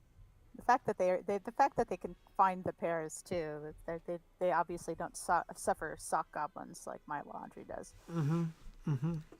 I must ask them how they get their white so white. Ancient elven secret, huh? Oh, fortunate timing! I live to fight another day. Wait, who does that? Dwarf? The dwarf, apparently. Where's he going? Wait, he was an no. NPC that got set free? Apparently. The Jalruka dwarf, one of the other non-canon races that Standing Stone created as one of the 7 families. Oh. Huh. So he's back here if you want to take a look at him. Oh, they put him to work him, on the right. forges. Yeah, Zaruka. The Jalruka are basically the same dwarf clan as the Stout Axes that you can create and play. Yes. They are the dwarves who were captured by Mordor. Yep, because we were made to work in the forges at the beginning with those guys too. Mm-hmm. Right. He's a long way from home.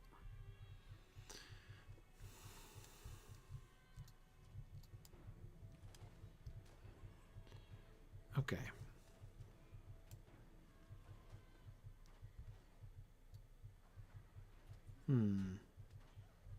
Very much wearing the same clothes as the other one as well. No, JJ, Wigan will indeed meet the Stout Axes fairly soon. He is in Mordor after all. That's right. Oh, hey, yeah. I There's forgot. a longbeard captive as well. Oh yeah. With a not Where are very they- long beard either. Yep, Where are they- Longbeard captive. Where are they getting all of these captives? There's a bunch of dwarves in the Grey Mountains. Various groups getting together to do certain things of which you know not. Plus Moria. Moria, not so much. They give an epilogue to the story of Moria. Oh, do they? Oh. Yes. Lots of little Nooks cute and little, crannies. yeah, nooks and little past. Yep. I mean, like this little arch leading to this cunning little passageway into this whole other undiscovered part of the town. I mean, this is adorable. Yeah. For Well, being it's like like the- the bad guy. It's very much like Breland. Or these Iron Crown priestesses were Iron hanging Crown back here by the Overseer. food stores, which seem to contain snakes on sticks. And Standing Like on a explosives. Xebus? I know I'm standing on explosives or something, but Whoop! Ambushed.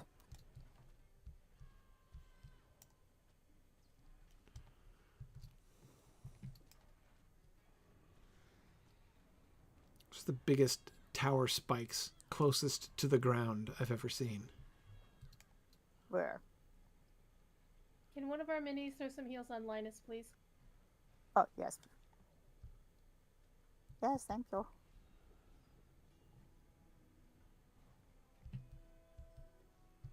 Oh, look, more ramp. It keeps going. Is this how you get up to the tower? Yeah, looks like that. I think I Look at may have this. found some barrow brie. Barrow Brie up here? Well, it's cheese and it looks pretty moldy. I'm calling it barrow brie.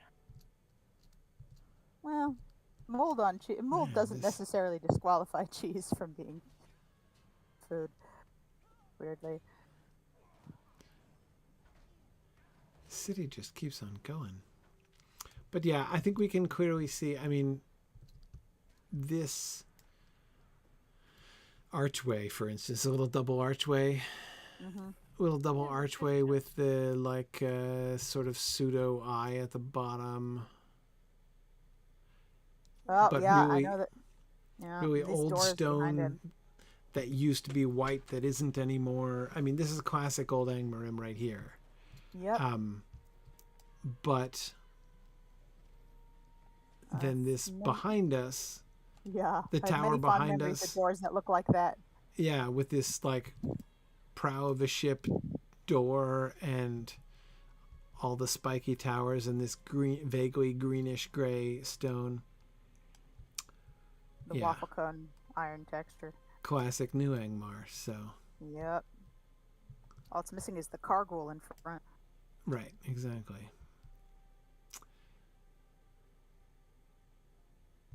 Intriguing. Yeah, there's that pattern stamped on the arches over there. Yeah. Yeah, I was just looking at that.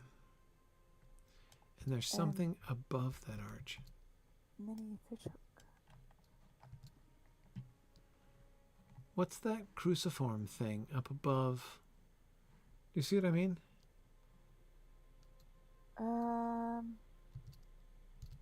I can't tell if it's actually meant to be there or if it's just sort of pareidolia making it in the shape of a sword.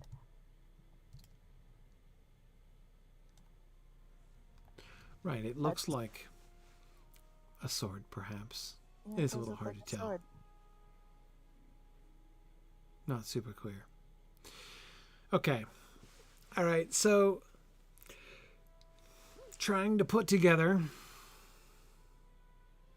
a timeline for this. Well, we got to go. All right. So based on our observations over here and down in the courtyard as well, next week we will wander deeper up in, we'll go up the stairs, in not these stairs because we can't go any further up here, but we'll go up further up the stairs into Gundabad and get up to the marble layers and see how the layering works up there. Mm-hmm. And then we'll begin to see if we can construct a timeline an archaeological timeline here based on what we see in the architecture and in the camps. Huh. To see if we can figure out what's happening, what has happened here at Gundabad.